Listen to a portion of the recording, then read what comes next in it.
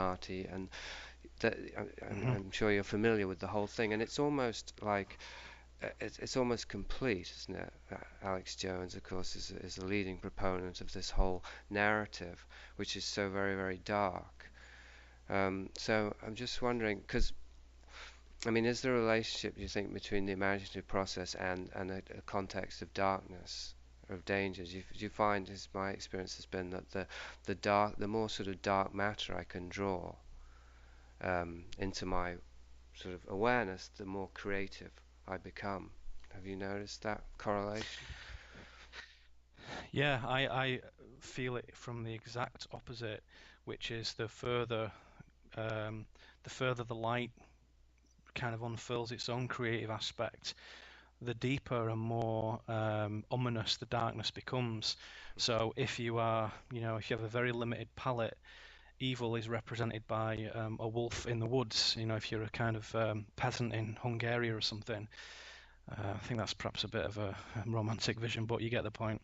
Yeah. Whereas if you have been examining the control system and the Illuminists, and as you perfectly describe it, the Masonic sorcery, because that's the mechanism through which it functions, then the darkness is much more insidious and much more profound than the wolf in the woods. So it is correlated to what you uncover.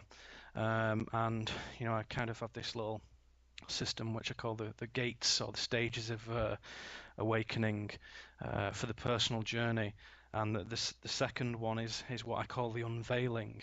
And the unveiling is a necessary step, and it's spiritual unveiling is understanding, the Maya, the illusion, and the kind of atomic joke that we're led to believe is it.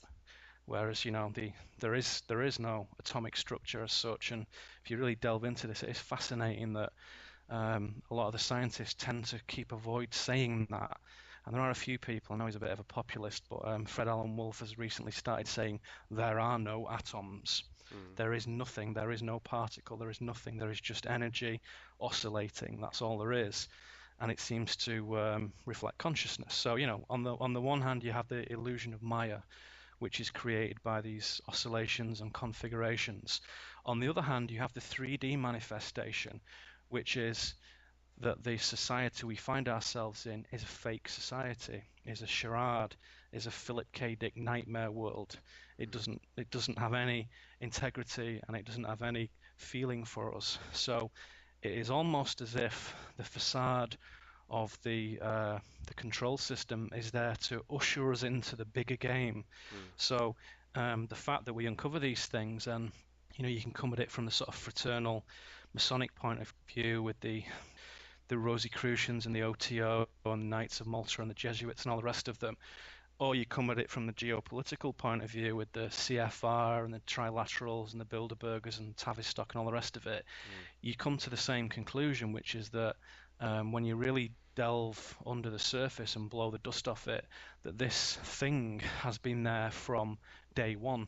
So if you look at the alternative historical timeline, and this is where you really have to kind of hold this idea rather than worrying about judging or believing it or whatever, just hold this information for a moment, if I can suggest that to the listeners. If there was a civilization that some people now call Atlantis, and before that Lemuria, and before that Hyperborea, when that came to an end, the people realized who had survived that their knowledge gave them complete dominion over everybody from that point. So Mm. there is an unbroken lineage from the Zoroastrians, the Egyptians, the Christians, everything else. It's one system, and it expresses itself differently. Religion now has gone. Now we have corporatism, and we have technocracy and scientism. That's the new religion. But it expresses the same control, which is fear is fuel for certain entities, and lack of liberation is basically achieved through separating the individual from the divine, through giving the illusion of separation, and through marketing death as an ending, which is clearly not the case, again, for anyone who just scratches the surface of that. So it's very simple techniques, but they're so embedded in the system, so deeply entrenched in people's collective ancestral DNA that it takes a sort of gargantuan leap of faith to just think, hang on a second, this isn't true, is it? And as Mm. soon as you do that, initially you're on your own. So the cool thing about the 21st century right now is that we can share our visions and our suspicions and give each other some level of support and assurance and comfort, which is I think is underrated, and it's very, very important to do that. But yes, the darkness is there, but it's a real foolish move to kind of assume that now you've discovered the game, that's what it's all about. It's just an unveiling. There's light side to it and there's a dark side. So, we know that the darkness is all the evil kind of shit that these people get up to, and the psyops and the conspiracies and the assassinations and everything, and mystery cults. But the light side of the unveiling is there too, which is understanding the movement from the 3D to the 4D, the fact that there are multiple dimensions as a reality, and that, if people want to take a look at what's going to be happening at CERN, at the Large Hadron Collider, they'll see that that's what the scientists are doing, which is basically firing particles out of the 3D into the 4 and 5 dimensional spaces. They don't talk about that too much. They just kind of use, really sort of condescending language when they report it on BBC and CNN, but that's what they're doing. And it's all a bit suspect, but it's coming into the mainstream, the fact that there is a 4D and there is a 5D. Consciousness creates reality as people begin to see through, the kind of basic quantum physics experiments that you can just look up on Wikipedia, so you can inform yourself about all the basics of quantum mechanics in about 3 days if you just sort of sit solidly at your laptop and go through Wikipedia. It is stunning and fascinating. It's become hugely popularized now, so every damn book on the shelf is about quantum this and holographic that, but it has truth to it. It's worth investigating. Mm. So, unveiling the darkness is a stage on the personal journey. And as I say, if you're a shaman in the sort of Sonoran desert, the darkness takes a personal form, a shape, a beast, an unknown and inorganic entity. If you are a sorcerer, if you're Gandalf, it's Saruman.